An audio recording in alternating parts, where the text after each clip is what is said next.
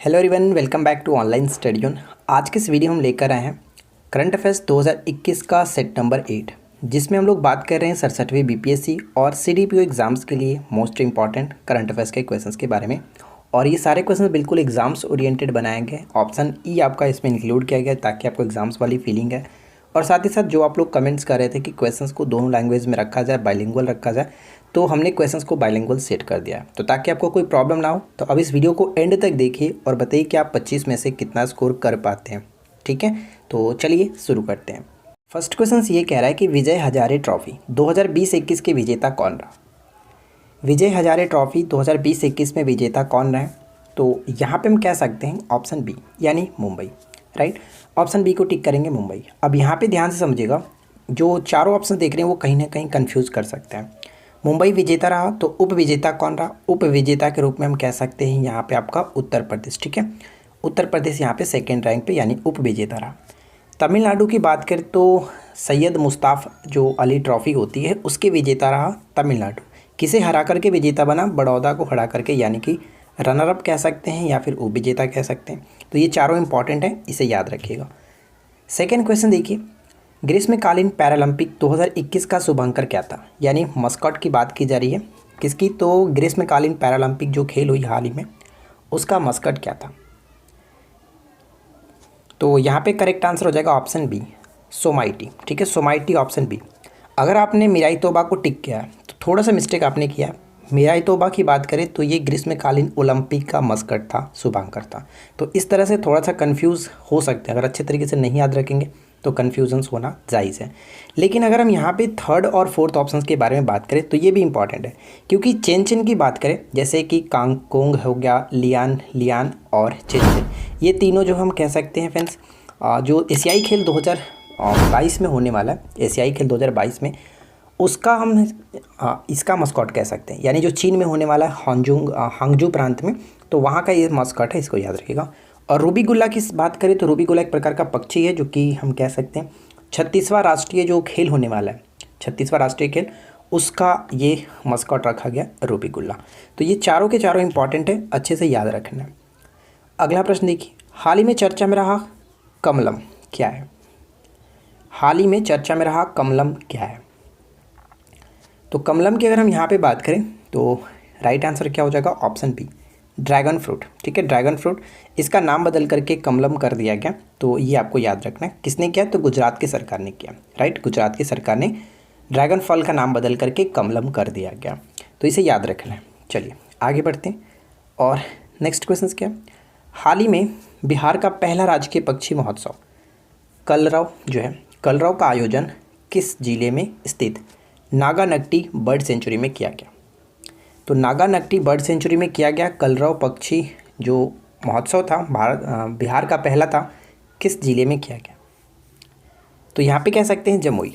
Option D, Jamui को tick करेंगे। तो इसको याद रखिएगा, यहाँ से 2-3 प्रश्न पूछे जा सकते हैं। पहला तो ये कि हाल ही में चर्चा में रहा नागानट्टी जो बर्ड सेंचुरी है वो किस जिले में पड़ता है? जमुई में पड़ता है।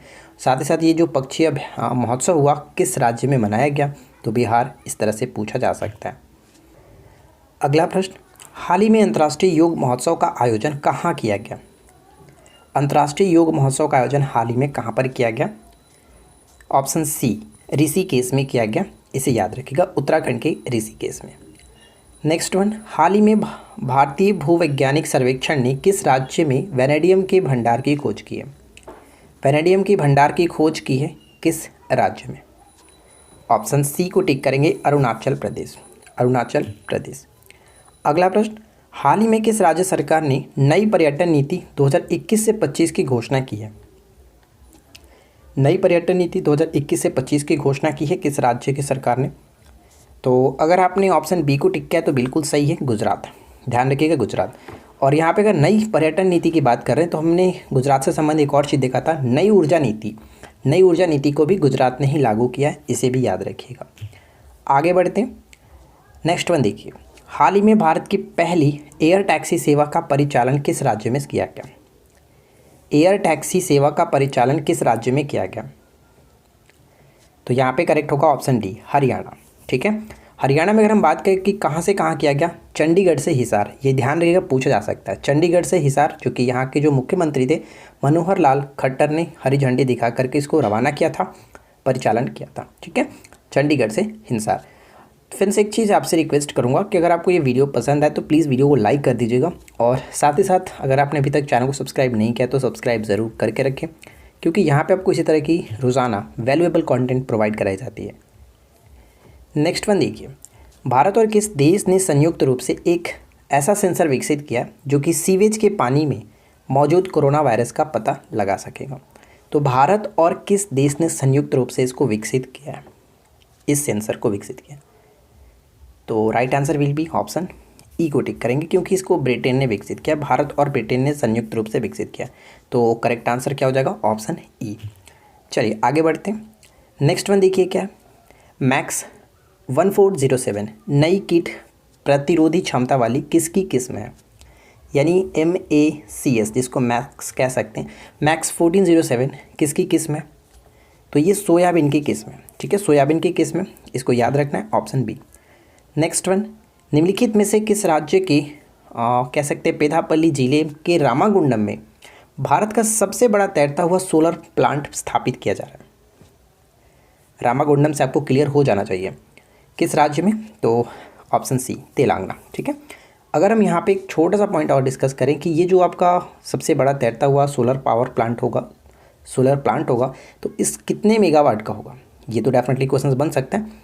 तो 100 मेगावाट, ये याद रखना है। ठीक है, 100 मेगावाट का ये सोलर प्लांट होगा। आगे देखिए अगला प्रश्न। नेक्स्ट वन ये कह रहा है कि यहाँ पे फिल में नहीं होगा। पुर्तगाल में दुनिया का सबसे लंबा पैदल यात्री सस्पेंशन ब्रिज अरोका। पूछा जा सकता है कि हाल ही में चर्चा में रहा अरोका क्या है, या फिर किस देश में इसको खोला गया, उद्घाटन किया गया, ऐसे पूछा जा सकता है।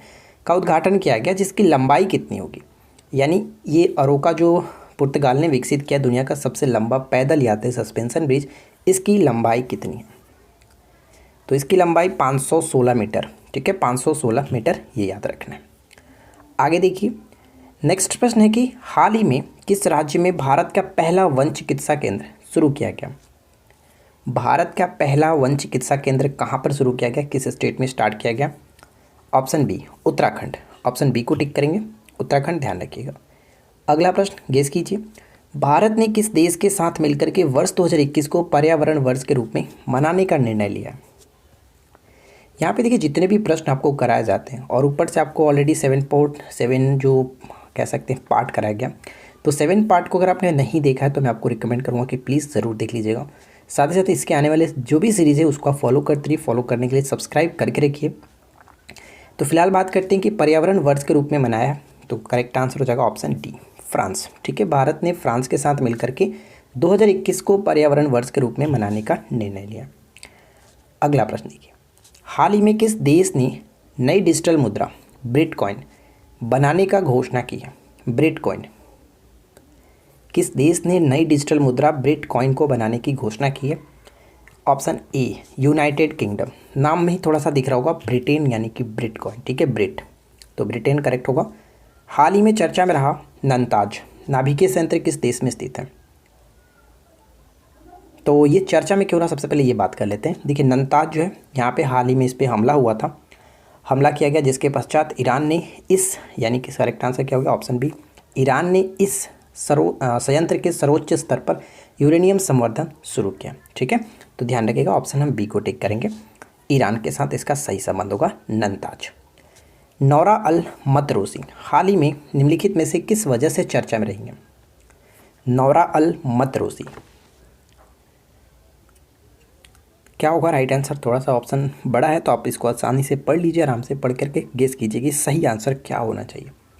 नौरा अल मतरूसी, तो यहाँ पे कह सकते हैं कि ये यूएई की फर्स्ट वुमेन एस्ट्रोनॉट है, तो करेक्ट आंसर हो जाएगा ऑप्शन डी। ठीक है, यूएई की पहली महिला अंतरिक्ष यात्री हैं, तो डी को यहाँ पे टिक करेंगे। ठीक है, चलिए अगला प्रश्न देखिए। नेक्स्ट क्वेश्चन ये कह रहा है कि किस राज्य सरकार ने कोविड-19 महामारी पर लोगों में जागरूकता बढ़ाने के लिए युवा शक्ति कोरोना मुक्ति अभियान शुरू करने जा रहा है? एक्चुअली ये शुरू किया गया, युवा शक्ति कोरोना मुक्ति अभियान किसने स्टार्ट किया? तो यहाँ पे कह सकते हैं मध्य प्रदेश। ठीक है, ऑप्शन ए करेक्ट होगा, मध्य प्रदेश।